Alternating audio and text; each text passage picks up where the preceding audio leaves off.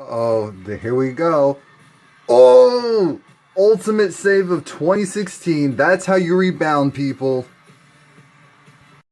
Alright, I'm sure you just saw the infamous video now of Beyonce doing the ultimate rebound of 2016, already calling it, where she goes and she's dancing, she's boom. I'm like, that's how you do it, B. That's how you do it. But anyway, shout out to Super Bowl 50. I didn't watch the game. I watched the halftime like most people. And of course, whose halftime was it? Beyonce's, featuring Bruno Mars and Coldplay. No, but shout out to Coldplay. I was trying to figure out what they were going to do for this year because I don't know about you guys. I'm definitely someone who's more so have it at, if possible, create a darker setting because it's supposed to be a concert and I feel like that's when it's coolest to watch. But they definitely did a good job considering that it was daylight, so they incorporated a lot of colors. Now I realize why they chose Coldplay, because Coldplay is all about the colors. Basically, if you're someone who loves sensory overload and also other people who may or may not do drugs, Coldplay visually is good for you because they're all about incorporating the soft, bright colors, you know, the pastels, the florals, all of that. And so you're definitely like, whoa, damn. Yeah, but shout out to them because I was wondering how they're going to do it. And Chris Martin, he did a good enough job. He definitely did. I didn't even like how that sounded. He did a good job. But here's the thing. We already knew what was going to happen. It was going to be Chris Martin, and basically every Coldplay song is more so, not every, but most are mid-tempo, lower to mid-tempo. And I don't know how they did it, but they did, what was it? Viva la Via, or whatever. They brought that up a couple of notches. I'm like, okay. And then it was like Paradise. Like, I like this song too. And then Adventure of a Lifetime, I knew they were going to perform now because that's their most current up-tempo song. So I'm like, alright, getting into it. I'm like, alright, I can't really hear you.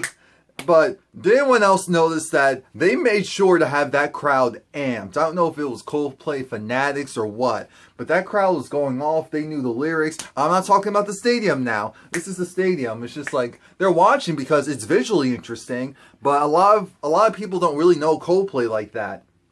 So, or they might have heard some songs, so it's like, okay, this song's cool. It's like, oh, it was by them? Okay. Shout out to Taraji P. Henson. I was saying, oh, Maroon 5. Oh, Taraji.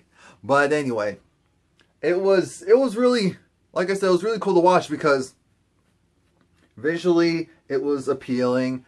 And I think at the very end, what did it say? Believe in love. That's what the stadium spelled out. And it was reminiscent to when Michael Jackson performed.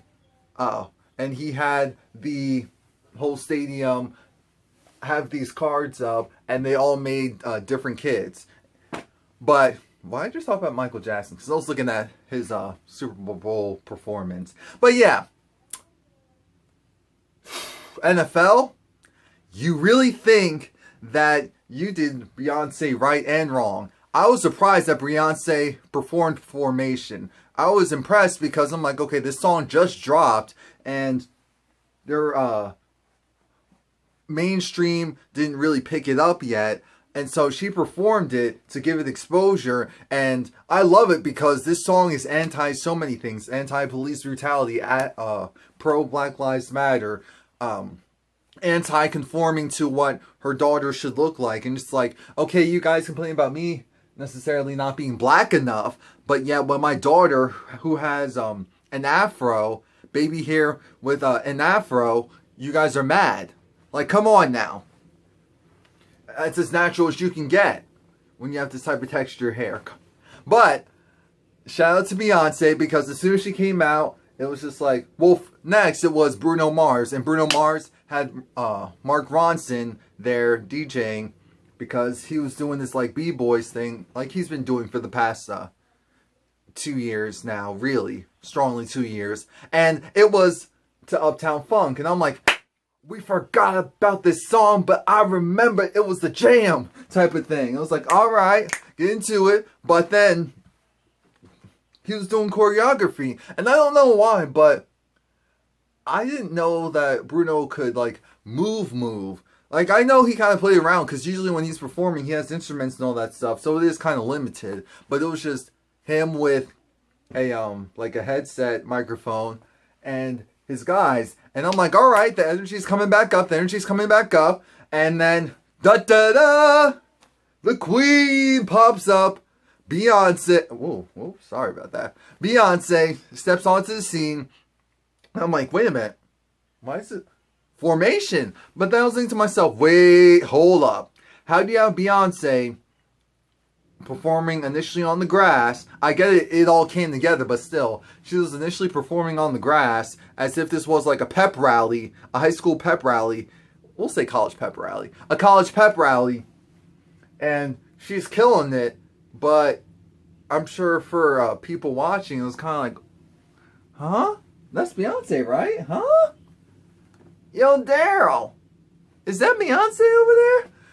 That's what I was like, look, Beyonce needs to be on someone's stage, and she just proved it, because right before the halftime performance started, Beyonce went and dropped her, the quick promo for her latest Formation tour, and after it was over, the first official promo video came out for her Formation tour, and how they transitioned that made it seem like you were still watching something Super Bowl related, because you just saw the main event, which was Beyonce, even though she performed a new song that no one knew, but the crowd was still going off, which is like, that's how you do it. And they were talking about topics that they probably didn't even realize what Beyonce was talking about, honestly, but still, it didn't matter.